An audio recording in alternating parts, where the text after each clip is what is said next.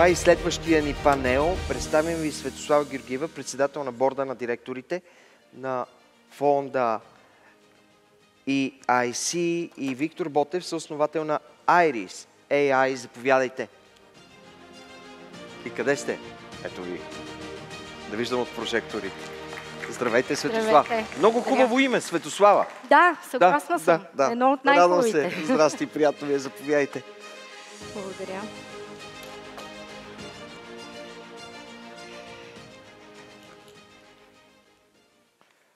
Сега, конкурентоспособност на Европейския съюз не звучи като европейска програма.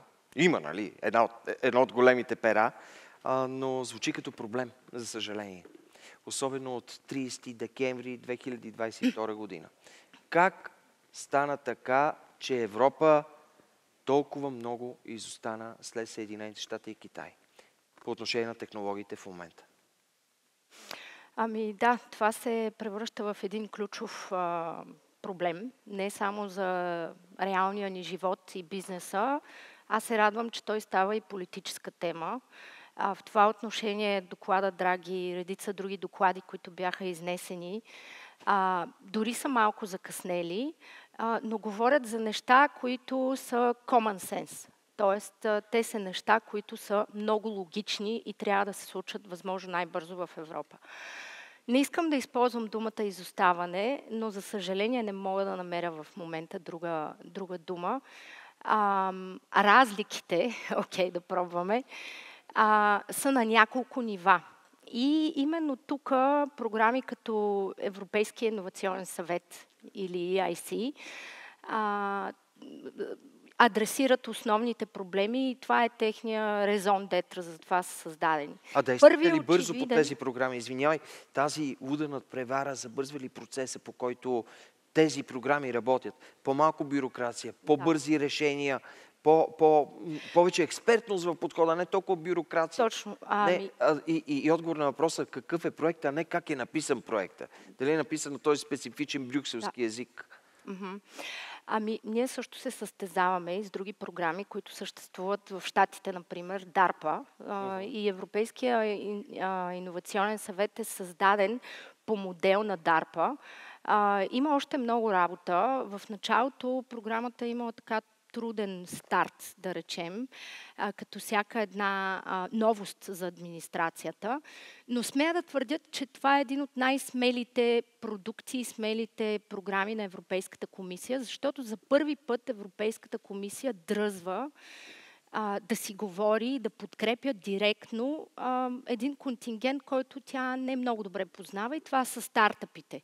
И то не какви да е стартъпи, а стартъпи в дълбоки технологии, в нови технологии, които имат потенциала да структуроопределящо значение за икономиката на Европа. И да се роди нещо, което да застане в противовес на големите технологични гиганти. Истината е, че за да научиме всички ние, администрацията, как да борави с нас, с стартъпите и с новаторите, отнема време, но за щастие вече сме в една много по-добра фаза. Фондът работи много бързо и само ще спомена няколко числа, които са ключови. Не много, моля те, Светослав. За последните 2 години са одобрени 260 инвестиции, около 1 милиард евро са това, в 29 държави. И те ще станат до 27 година 550 компании.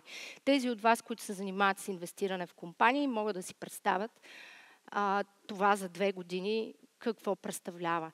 Така че да, скоростта е подобрена, но има още много въпроси за решаване. Инвестирането, парите за инвестиране в Европа остават много по-малко, отколкото в Щатите, 4-5 пъти. Различни доклади, различни изчисления, но разликата е много голяма и трябва да погледнем и по-голямата картина.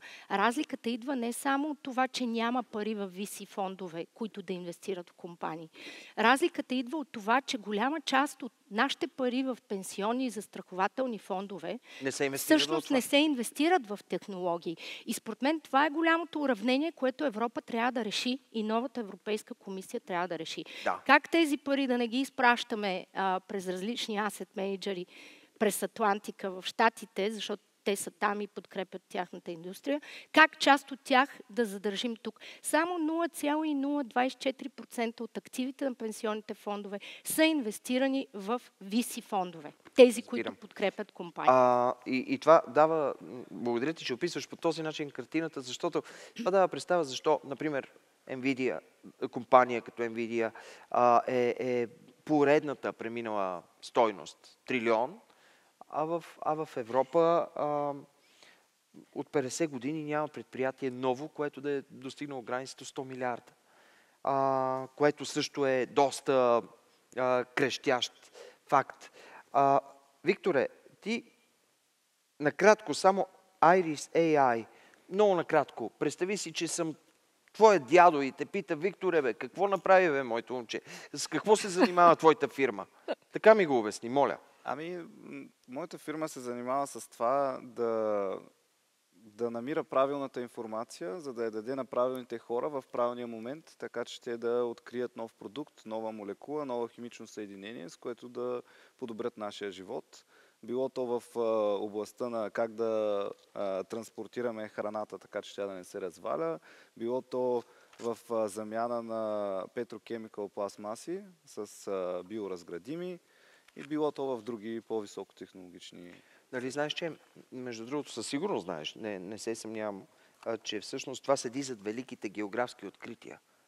Просто европейците първи са се научили как да консервират и да могат да си носят храната с тях и да не се разваля, ако ще да плават и половин година. Да, е изключително така важно. Че ти си в тази област в момента.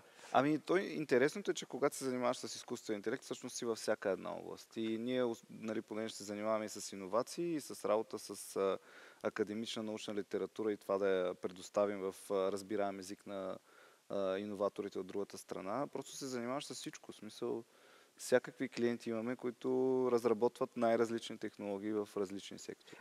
Добре, имаш ли колебания дали да го направиш това тук, в България и по-точно в Европа, или да се пробваш в Щатите, например? Със сигурност имаше то. Като цяло историята на компанията е, че моите кофаундъри всъщност започват, идеята се заражда в една програма Singularity University в NASA Ames комплекса в Силиконовата долина, където всъщност ги учат на това как да разработваме експоненциални технологии, така че те реално да имат ефект върху голямо количество от хора. Всъщност, така че много пъти сме били пред дилемата дали да сме в Щатите или в Европа. И защо решихте да останете в Европа? Ето, сега си говорим, че Европа е на опашката, се оказва. Но пък Светослава казва: променяме, бързо се адаптираме и действаме. И тук въпросът е по-сложен, но като цяло избора ни беше Европа, защото това е нашето място. Чувстваме се като европейци, имаме същия начин на мислене, култура и имахме желание тия неща да се случат в Европа. И имахме огромното желание всъщност да помагаме на този сектор в Европа да се развива максимално бързо, наистина. Имаше много трудности по този път. Много пъти сме се питали дали не беше по-добре да останем в Щатите. В нашата история вече 8 години, 9, всъщност имаме доста паралели с това. Какво се случва в Щатите, какво се случва при нас, нали, в Европа. И добре, България, като направиш паралела, какво е заключението? Заключението е, че в Щатите е много по-лесно да се случват нещата. Има изградена рамка, има единен пазар и има рискови инвестиции, до които има по-лесен достъп. При изградена рамка имам предвид, че пътя е ясен. Ти стартираш като предприемач, трябва да рейзнеш едни средства, за да покажеш какво представлява твоя продукт, после за да вземеш част от пазара, после за да скалираш повече и така нататък. Тази рамка е изградена и знаеш с кого, кога да се свържеш и какво ще се случи след това съответно. Докато тук се учи малко в движение. Тук се учи в движение и изобщо ние имахме така представата, че нещата ще са същите в Европа. Те се оказаха много по-различни. Добре. И тук отново въпроса към Светослава. Виктор казва рискови инвестиции. В Съединените щати са, например, OpenAI. Това си е рискова инвестиция. Огромна инвестиция. Става просто за огромен разход. Огромен разход на средства в момента, но и хора, които непрекъснато да изливат пари там. Пенсионните фондове, ако говорим за тях, Как да инвестират в рискови неща? Където я стане, я не стане. Това е много добър въпрос и аз мисля, че това трябва да се случи стъпка по стъпка, защото разликата наистина е огромна.